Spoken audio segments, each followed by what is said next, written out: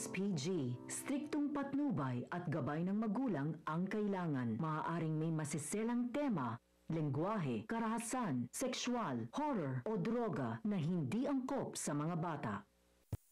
Magkikita sina Arman at Lynette. Itatakas na kaya ni Arman si Lynette para maligtas na siya? Maging matagumpay kaya ang pagtakas nila?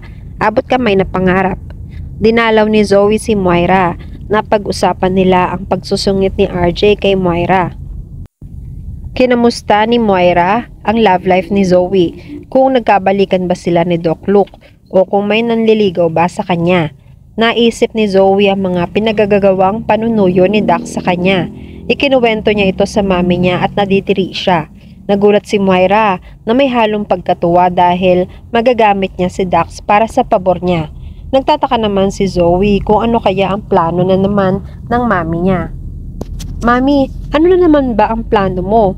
Akala ko nagbago ka na. Nakangiti si Moira sa kanya. Nagbago na nga ako, Zoe.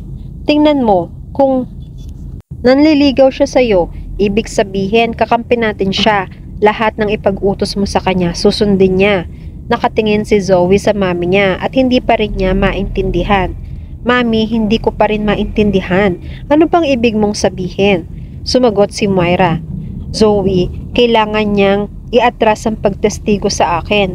Kung gusto niyang maging masaya ka dahil makakasama mo na ako, kailangan niyang bawiin ang statement niya. Nang sa gayon, makalaya na ako dito, Zoe. Naliwanagan naman ang pag-iisip ni Zoe. Oo nga naman, kapag mag-back out na si Dax bilang star witness laban sa mami niya, edi makakalaya na nga si Moira at makakasama na niya ang mami niya. Sa kabilang banda, gustong samahan ni Regan si Harry dahil sa nabalitaan niyang pagwawala nito kanina sa ospital. Pero kabilin-bilinan ni Josa na wag nang ipaalala ang tungkol sa usap-usapan tungkol sa daddy nito. I-comfort na muna si Harry na may halong pagmamalasakit dahil kawawa naman siya. Siya ang sobrang naaapektuhan sa kasalanan ng daddy niya.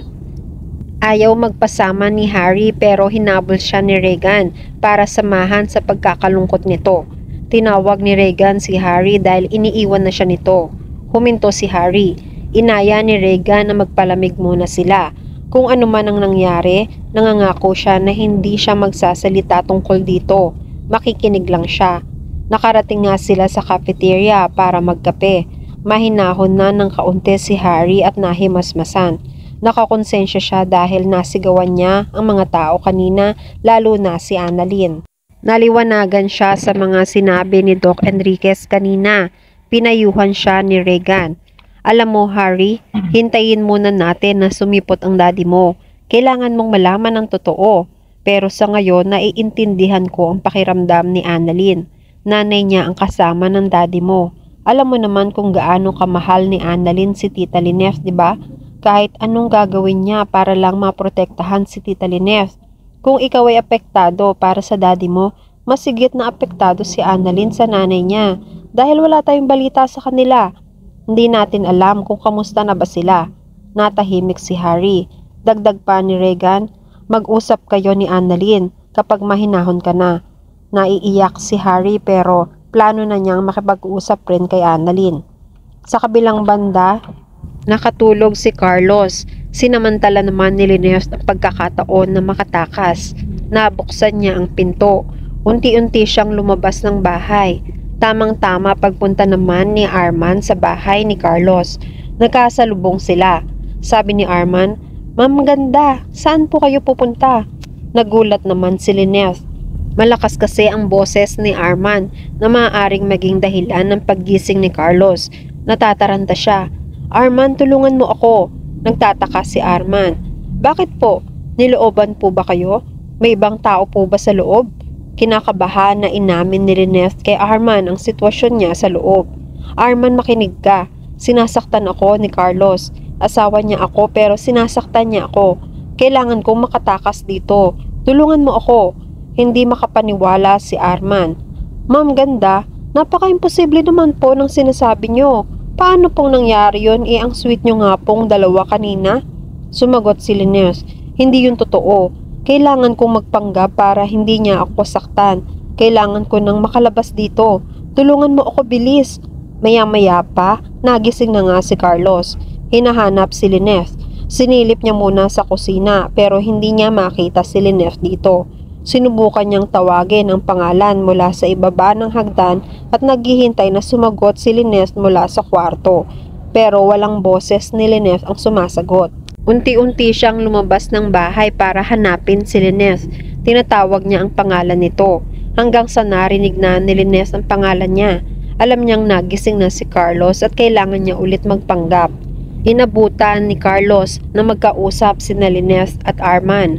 Lynette, bakit ka nasa labas at bakit narito ka, Arman?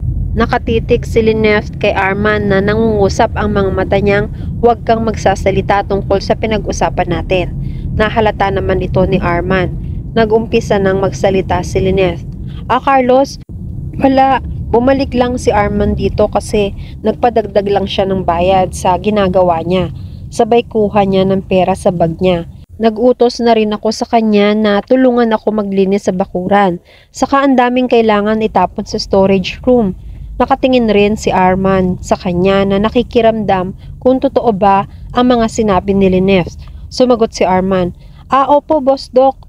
Napadaan na rin kasi ako dito dahil may kailangan akong bilhin sa bagong gripo sa likod ng bahay. Tapos, binalik niya ang pakikipag-usap kay Lynette.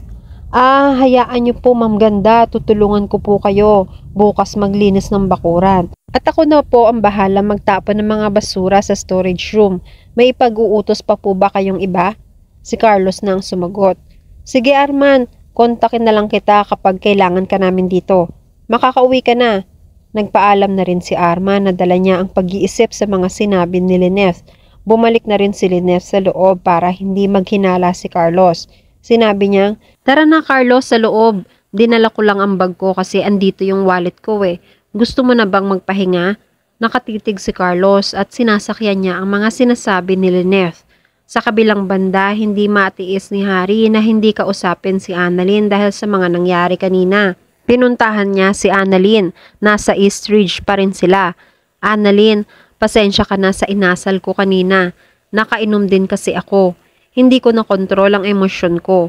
Sumagot si Annalyn. Ayos naman ako. Ang pinag-aalala ko lang kasi ay si nanay. Hanggang ngayon wala pa rin tayong balita tungkol sa kanila. Makausap ko lang si nanay at malaman kung okay siya.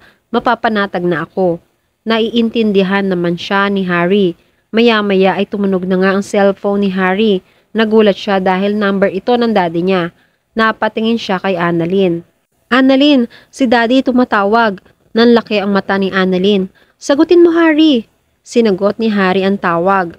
Dad, kamusta kayo? Nasaan kayo ni Tita Lynette? Hindi naman sumasagot si Carlos. Nakikiramdam siya na baka may katabi si Harry. Hello Dad, sumagot ka. Hindi naman nakatiis si Annalyn na hindi magsalita. Doc Carlos, nasaan kayo? Nasaan si nanay? Okay lang ba siya? Natakot na si Carlos. Hindi na siya nakapagsalita at ibinabana niya agad ang tawag. Gusto niya sana makibalita kay Harry sa nangyayari sa labas. Kung hinahanap na ba siya ng mga pulis at ng mga tao sa ospital. Samantala nakauwi na ng bahay si Arman. Hindi siya mapakali sa mga sinabi ni Ma'am Ganda. Malalim ang kanyang iniisip at tinitimbang ang sitwasyon. Makakatulong kaya siya kay Lynette o gagamitin siya ni Carlos sa iba pa niyang plano kay Lynette? At yan ang mga pakakaabangan natin sa abot kamay na pangarap. Please like this video and please subscribe to my channel. At pakihit mo na rin ang notification bell para sa marami nating updates.